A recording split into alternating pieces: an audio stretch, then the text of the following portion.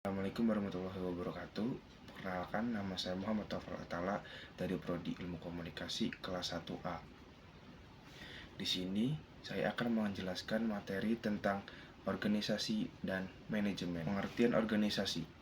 Organisasi dapat diartikan sebagai suatu pengaturan orang-orang secara sengaja untuk mencapai suatu tujuan tertentu. Di sini ada beberapa materi, yaitu A. Karakteristik dan manfaat organisasi. Karakteristik yang pertama ada masing-masing organisasi memiliki tujuan tertentu. Yang kedua, masing-masing organisasi memiliki orang-orang. Yang ketiga, organisasi perlu mengembangkan suatu struktur agar anggota dapat pekerjaan dengan mudah. Manfaatnya adalah organisasi merubah kehidupan masyarakat. Yang kedua, organisasi sebagai penutup pencapaian tujuan. Yang ketiga, organisasi menawarkan beberapa karir. Empat, organisasi sebagai cagar ilmu pengetahuan. B. Pengertian manajemen. Definisi manajemen menurut para ahli. Menurut Harold Kunz dan Cyril O'Donnell, manajemen adalah usaha mencapai suatu tujuan tertentu melalui kegiatan orang lain. Ada dari George R. Terry 2009. Manajemen merupakan suatu proses khas yang terdiri dari tindakan perencanaan. Menurut James F. Stoner, manajemen adalah proses pelancayaan, pengorganisasian, dan penggunaan sumber daya organisasi lainnya agar mencapai tujuan organisasi yang telah ditetapkan. Dari Robbins dan Colt mengintegrasikan kegiatan manajemen sebagai suatu progres koordinasi dan menit dan melalui orang-orang kegiatan kerja agar selesai secara efisien dan efektif. Dari Plunkett et al. 2005, manajemen merupakan suatu atau lebih manajer yang secara individu maupun bersama-sama menyusun dan mencapai tujuan organisasi dengan pengertian manajemen. Definisi manajemen menurut para ahli. Menurut Harold Kunz dan Cyril O'Donnell, manajemen adalah usaha mencapai suatu tujuan tertentu melalui kegiatan orang lain. Menurut George R. Terry pada tahun 2009, manajemen merupakan suatu proses khas yang terdiri dari tindakan perencanaan. Menurut James F. Stoner, manajemen adalah proses belancayaan, pengorganisasian, dan penggunaan sumber daya organisasi lainnya agar mencapai tujuan organisasi yang telah ditetapkan. Menurut Robbins dan Colt, mengintegrasikan kegiatan manajemen sebagai suatu proses koordinasi dan menit melalui kegiatan kerja agar diselesaikan secara efisien dan efektif. Menurut Plunkett et al. 2005, manajemen merupakan satu atau lebih manajer yang secara individu maupun bersamaan menyusun data dan mencapai tujuan organisasi itu. Berikutnya ada efisiensi dan efektivitas manajemen. Efisiensi dan efektivitas manajemen merupakan indikator utama sebuah organisasi dikatakan baik dan berhasil. Efisiensi merupakan bagian yang terpenting dalam manajemen. Efisiensi itu mengacu pada hubungan antara keluaran dan masukan. Menurut Drucker, efisiensi berarti mengerjakan suatu dengan benar, doing things right, sedangkan efektif adalah mengerjakan sesuatu yang benar atau doing the right things. Manajemen sebagai proses kegiatan, suatu rangkaian kegiatan pencapaian tujuan yang telah ditetapkan terlebih dahulu dengan bantuan orang lain.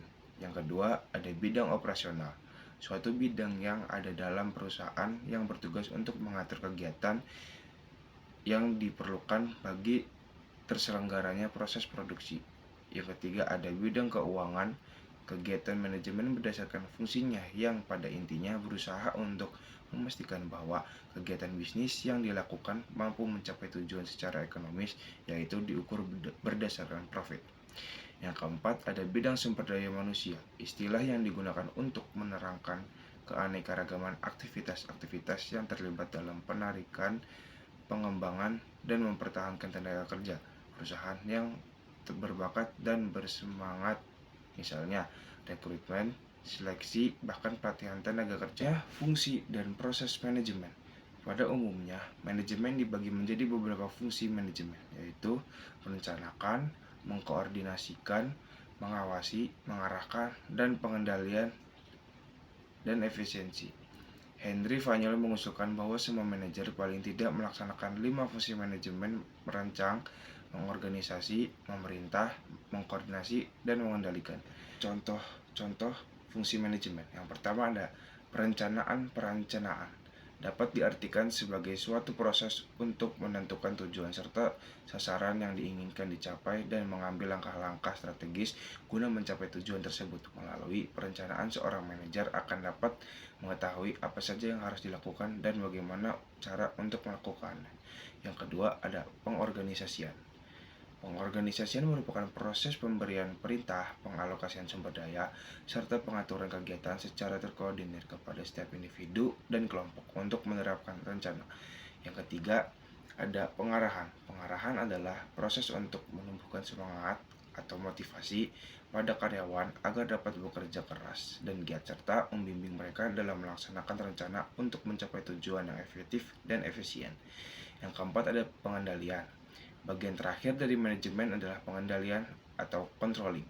Pengendalian yang dimaksud untuk melihat apakah kegiatan organisasi sudah sesuai dengan rencana sebelumnya. Selanjutnya juga ada bidang-bidang manajemen. Dalam konteks bisnis dapat dibagi menjadi 4, yaitu bidang pemasaran. Sering disebut sebagai manajemen pemasaran, merupakan salah satu bidang terpenting dalam kegiatan bisnis. Yang kedua, bidang operasional atau produksi.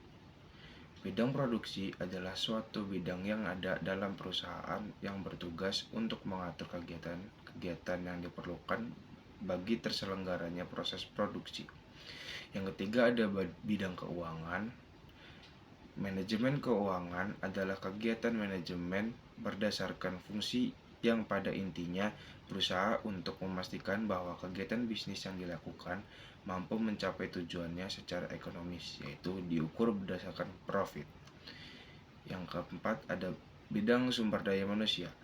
Manajemen sumber daya manusia atau MSDM merupakan suatu istilah yang digunakan untuk menerangkan keanekaragaman aktivitas-aktivitas yang terlibat dalam penarikan, pengembangan, dan memperhatikan tenaga kerja perusahaan yang berbakat dan bersemangat. Tingkatan manajemen dan tanggung jawab.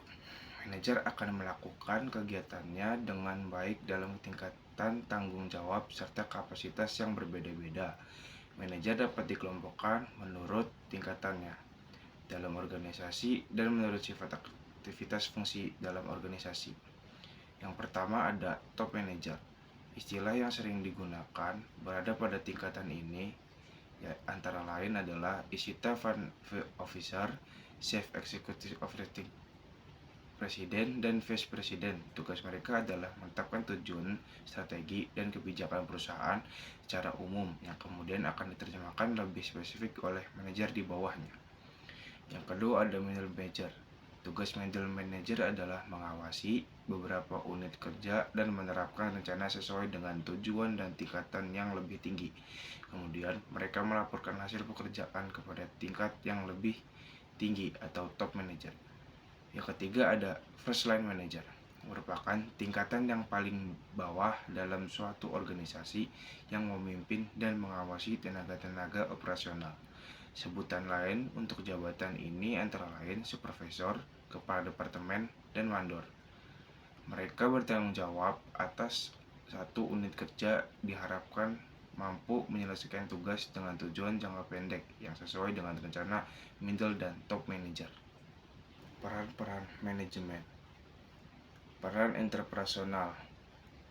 Para manajer dituntut untuk melaksanakan tugas-tugas yang melibatkan semua karyawan yang ada di dalam dan luar organisasi dan tugas-tugas lainnya yang bersifat upacara atau simbolis.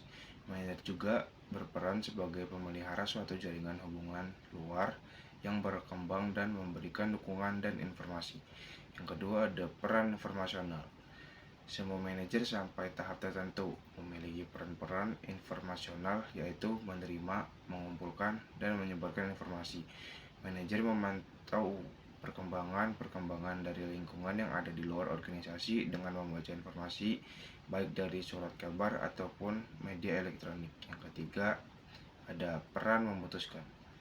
Mintzberg mengidentifikasikan 4 peran memutuskan yang berkisar di seputar membuat pilihan. Sebagai wirausaha, manajer mengawali proyek-proyek baru yang akan memperbaiki kinerja perusahaan mereka. Sebagai menangani gangguan, para manajer mengambil tindakan pembetulan sebagai tanggapan terhadap masalah yang sebelumnya tak terlihat. Sebagai mengelola sumber daya manajer. Terakhir ada keterampilan manajemen. Yang dimaksud dengan skill atau keterampilan adalah suatu kemampuan untuk menerjemahkan pengetahuan ke dalam praktek sehingga mencapai tujuan yang diinginkan. Untuk menghadapi sifat kerja manajerial jelas diperlukan banyak sekali keterampilan. Keterampilan yang paling penting adalah keterampilan yang memungkinkan manajer bisa membantu orang lain sehingga menjadi lebih produktif di tempat kerja. Robert L. Katz menggolongkan keterampilan ada tiga contoh keterampilan dasar manajemen. Yang pertama ada keterampilan teknis. Keterampilan teknis merupakan kemampuan untuk menggunakan keahlian khusus dalam melakukan tugas tertentu. Yang kedua, keterampilan kemanusiaan. Kemampuan bekerja sama dengan orang lain disebut human skill. Di tempat kerja, keterampilan tersebut muncul dalam bentuk rasa percaya diri, antusias, keterlibatan secara tulus dalam hubungan interpersonal. Yang ketiga ada keterampilan konseptual. Pada akhirnya, semua manajer harus mempunyai kemampuan untuk melihat situasi secara luas, serta mampu memecahkan persoalan yang akan memberikan manfaat bagi mereka yang perlu diperhatikan.